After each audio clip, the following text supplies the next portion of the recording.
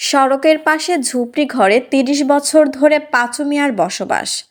সুলতান আল এনামের ভিডিওচিত্রে বিস্তারিত। আধুনিকতার ছোঁয়ায় বড় বড় অট্টালিকায় বসবাস করছে মানুষ। সেখানে সড়কের পাশে এক ঝুপড়ি ঘরে ৩০ বছর ধরে বসবাস করছে ৭০ ঊর্ধ্ব পাঁচু মিয়া। গত ৩ দশক ধরে ঝিনাইদহের পাগলাকানাই গান্না সড়কের বালিয়াখাল এলাকায় ঝুপড়ি ঘরে বসবাস করে আসছেন অতিশীপর এ বৃদ্ধ। মানিক বন্দ্যোপাধ্যায়ের পদ্মা নদীর মাঝি উপন্যাসের সেই উক্তি, ঈশ্বর থাকেন ওই গ্রামে ভদ্রপল্লীতে, এখানে তাহাকে খুঁজিয়া পাওয়া যাইবে না, কথাটির মর্ম উপলব্ধ হয় পাঁচু মিয়ার জীর্ণ কুটিরে গেলে। সরজমিনে গিয়ে দেখা যায় পলিথিন আর ভাঙাচোরা টিনের ছাউনি দিয়ে মোড়ানো ছোট একটি ঝুপড়ি ঘরের সামনে বসে আছেন পাঁচু মিয়া। সেখানে তালের পাতা দিয়ে হাত পাখা তৈরি করছেন তিনি। ঘরের ভেতরে রয়েছে চুলাসহ রান্না করার সামগ্রী। বাজারের টিউবওয়েল থেকে নিজেই পানি সংগ্রহ করে নিয়ে আসছেন। জানা যায় ঝিনাইদহ সদর উপজেলা দুর্গাপুরে বাড়ি পাঁচু মিয়ার। বিয়ে করে সংসারও পেতেছিলেন তিনি। ৯০-এর দশকে বাড়ি থেকে ২ কিলোমিটার দূরে বালিয়াখাল বাজারে সেলুনের দোকান দিয়েছিলেন। পরিবারের সঙ্গে মনোমালিন্য হওয়ায় বাড়ি থেকে ওই বাজারের পাশে বসবাস করা শুরু করেন তিনি। একটা সময় পরিবারের সাথে বিচ্ছেদ ঘটে। সেই থেকে আর বাড়িতে থাকেননি তিনি। পাঁচু মিয়ার এক ছেলে ও এক মেয়ে ছিল। মেয়ে বছর 10 আগে মারা গেছেন, ছেলে সৌদি প্রবাসী। এইখানেই তো আমার সব কিছু। এই যে পাকা বান্ধি মুরব্বী আইলো, তাকে একটু যত্ন আহ্বান করলাম, একটু চুল কেটে হইতে দিলাম। ওই এক ছেলে এক মেয়ে, মেয়েরা বিয়ে থাকা দিলাম না, মারা গিয়েছে।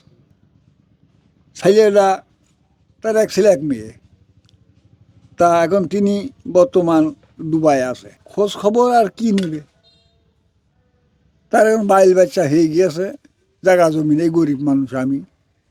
হ্যাঁ, এখন আমার আর কি খোঁজ খবর নিতে পারে। এখন আগে ভালোই করতাম, কিন্তু এখন তো আর পারি নাই। ওই যে 50 মাথাকে নিয়ে আসবো, আমি তো পারিনি আর। এখন এই টুকটাক যা 2-1 হাতে গোড়ায় পাই তাই করি, আর এখানেই থাকি। যাই হোক, এইভাবে আর কি নিজের দিনপটা চালিয়ে যায়, বুঝেছেন? মানে মানুষ যে কেন এখানে থাকে, আর মানুষ যে কেন তো কষ্ট করে, কিন্তু সবাই তো কষ্ট চায় না। সবার ভিতরে কষ্ট তো দেয় না, যে সহ্য করতে পারে আল্লাহ পাক। আল্লাহ পাকের রহমতে যতটুকু সহ্য করতে পারে তাদের ততটুকু পাই। এইখানে তার বছর 40 আছি। হ্যাঁ, একাই আমি, আমার সাথে আর কেউ নেই। কষ্ট তো একটু হয়েই থাকে, কষ্ট হয় না কন?